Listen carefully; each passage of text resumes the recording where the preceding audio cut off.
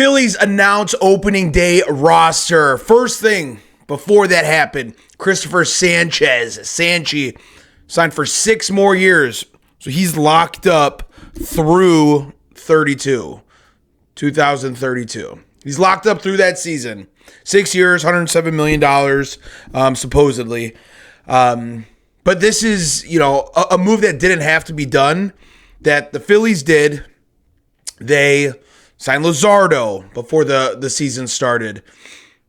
They might not have gone out and got a premier free agent, but they are re-signing or extending the current talent that they have, the young current talent, right? Outside of 2 games last season, Jesus Luzardo was phenomenal, right? Outside of 2 starts, Jesus Luzardo was phenomenal. Christopher Sanchez, they gave him a super team-friendly deal. They ripped it up, so we're going to extend it 6 years through 32, starting in 27, $107 million guaranteed. Good for him. Couldn't think of anybody better to give the money to. Honestly, still underpaid in my professional opinion. But this is who's locked up, right? The Phillies locked up their starting rotation 4 years to come, which is huge. So Wheels is locked up through 27. There's obviously talk about him if he wants to retire, if he wants to extend a few more years onto that. That's going to be up to him. And then him coming off of that thoracic outlet syndrome. This season, there's good news is he looks like he should be back sometime in April, end of April, right? He's already throwing. He's going to be throwing in games. So this is the best case scenario. There hasn't been any setbacks for Zach Wheeler, who isn't even accounted into this. So Phillies rotation, Wheels locked up through 27. Sanchez locked up through 2032. Aaron Nola already had that deal. He's signed through 2030. Jesus Luzardo signed through 2031. And then Andrew Painter's under team control through 2031. So there's your rotation right there. Young, not all of them, but controlled through 2030, 2031. Those are good moves. That's awesome. That's a best case scenario that you have right now. Locking up your rotation. So that's what happened today. Chris got paid, and the rotation has been locked up for years to come. Opening day roster. So, first thing, Marshawn beats Stubbs for the backup catcher role, right? I know Stubbs personally. I love Garrett Stubbs. He's an awesome guy. Marshawn won the role for backup catcher. Is what it is. Good news. Stubbs could clear waivers and be right back in Lehigh Valley. So if nobody claims him, he could be back in AAA in Lehigh Valley. And then he'll be back, and he'll come back when we need him to for the vibes. I don't know if you guys buy into that or think how important it is as far as the team being a vibe and the playlists and the songs and stuff. I am a believer in vibes do play a role. They do. Whether you want to believe how big or how small, vibes do play a role. So we'll see if Stubbs clears waivers. So Marshawn will be backing up JT Realmuto. Nothing surprising from the infield. Harper, Stott, Turner, Bohm, Sosa. Oh, Dylan Moore. Dylan Moore made the opening day roster. 33-year-old who's going to be 34 in August. 34-year-old Dylan Moore. 202 career average.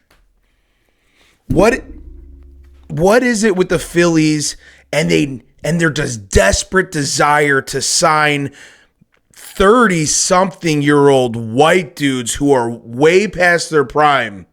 Shout out Austin Hayes. Shout out Whit Merrifield. You know what I'm talking about. Well, I don't understand why you'd want to take this, have another infield spot for Dylan Moore as opposed to bringing on Brian De La Cruz, who's way more talented. And then you look at the outfield and say, maybe I'd like some other options in the outfield instead of saying, Dylan Moore. Where am I going to plug Dylan Moore in and feel comfortable that I wouldn't feel better with Edmundo Sosa?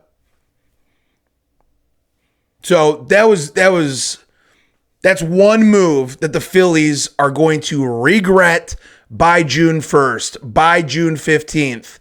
I got 3 of them. 3 regrets that the Phillies are going to make before June 1st, June 15th. That they're going to be like, oh, shit, we shouldn't have done that. First one, Dylan Moore. Dylan Moore's like a career 200 average hitter. We know he hasn't done anything. He's a nobody. I really don't understand why they wanted an extra infield position and kept on Dylan Moore and didn't bring on Brian De La Cruz. Which brings me to the outfield. Brandon Marsh, Crawford, Garcia, and Kemp, right? We knew what that was going to look like. You wouldn't like to have some wiggle room with a rookie center fielder, right? The ceiling is, he plays great. He plays up to his expectations. That's awesome. What's the opposite, though?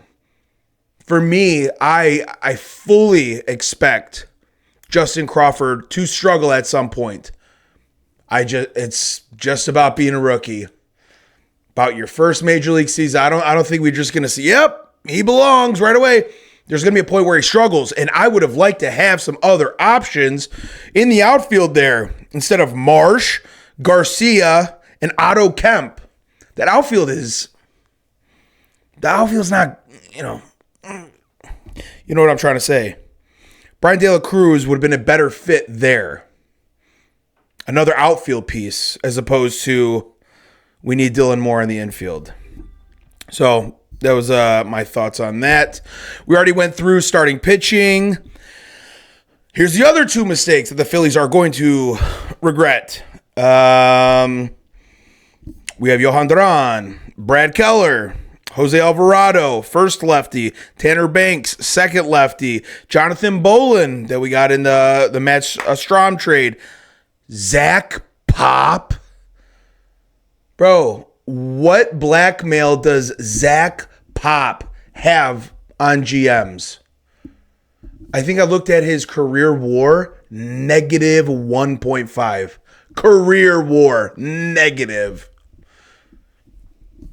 I don't know how Zach Pop made the team. Why? Zach Pop sucks. He sucks. He's terrible.